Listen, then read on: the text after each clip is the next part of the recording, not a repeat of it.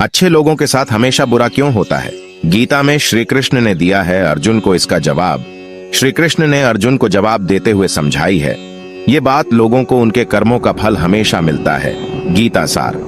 आपने महसूस किया होगा कि जो लोग अच्छे कर्म करते हैं वो परेशान रहते हैं, वहीं जो बुरे कर्म करते हैं वो खुशी से रह रहे होते हैं।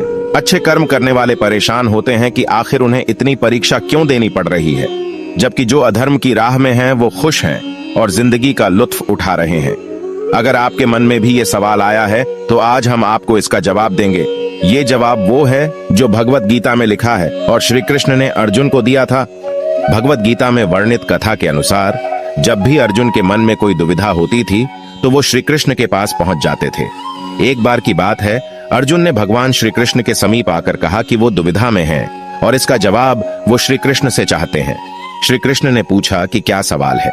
अर्जुन ने कहा, मुझे ये जानना है कि अच्छे लोगों के साथ हमेशा बुरा ही क्यों होता है, वहीं बुरे लोग खुशहाल दिखते हैं।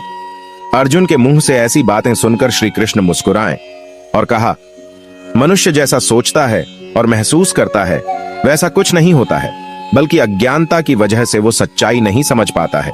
अर्जुन उनकी ये बात समझ नहीं पाए। इसके बाद श्री कृष्ण ने क्या कहा वो जानते हैं।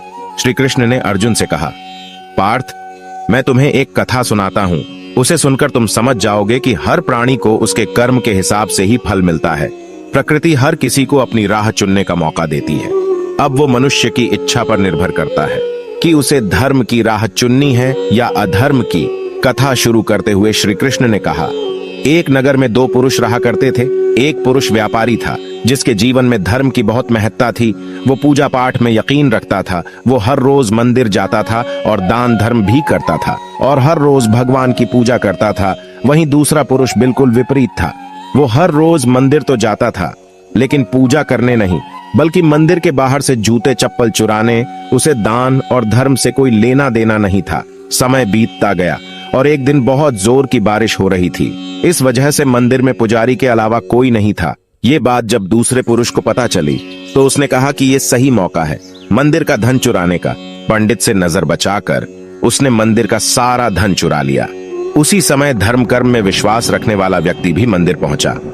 दुर्भाग्य से मंदिर के पुजारी ने उसे ही चोर समझ लिया और चिल्लाने लगे। वहां लोग एकत्र हो गए और उसे बहुत मारा। किसी तरह वो बचते बचाते वहां से निकला तो दुर्भाग्य ने उसका साथ वहां भी नहीं छोड़ा। मंदिर के बाहर वो एक गाड़ी से टकरा गया और घायल हो गया। फिर वो व्यापारी लंगड़ाते हुए घर जाने लगा तो रास्ते में उसकी मुलाकात उस पुरुष से हुई जिसने मंदिर से धन चुराया था। उसने कहा, आज तो मेरी किस्मत चमक गई, एक साथ इतना सारा धन मिल गया। ये सब देखकर उसे बहुत बुरा लगा और उसने अपने घर से भगवान की सारी तस्वीरें निकाल दी। कुछ सालों बाद दोनों पुरुषों की मृत्यु हो गई। मरने के बाद जब दोनों यमराज की सभा में पहुंचे और भले पुरुष ने दूसरे व्यक्ति को देखा तो उसे बहुत गुस्सा आया। उसने क्रोधित होकर यमराज से पूछ ही लिया, मैं तो हमेशा अच्छे कर्म करता था, दान में विश्वास रखता था, उसके बदले जीवन भर मुझे अपमान और दर्द ही मिला और इस व्यक्ति को नोटों से भरी पोटली। आखिर ऐसा भेदभाव क्यों?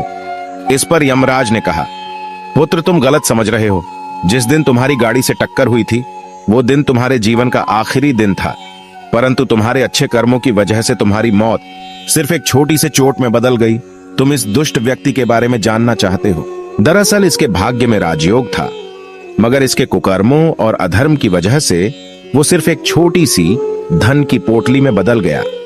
कथा सुनाने के बाद श्री कृष्ण अर्जुन से कहते हैं, पार्थ, क्या अब तुम्हें तुम्हारे सवाल का जवाब मिल गया?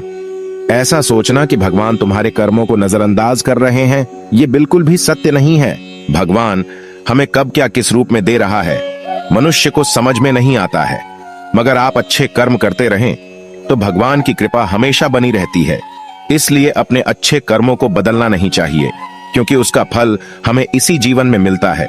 इसलिए मनुष्य का फर्ज है कि वो हमेशा अच्छे कर्म करते रहे, क्योंकि श्री कृष्ण ने गीता में भी बताया है कि किसी के द्वारा किया गया कर्म बेकार नहीं जाता है, चाहे वो अच्छा हो या बुरा।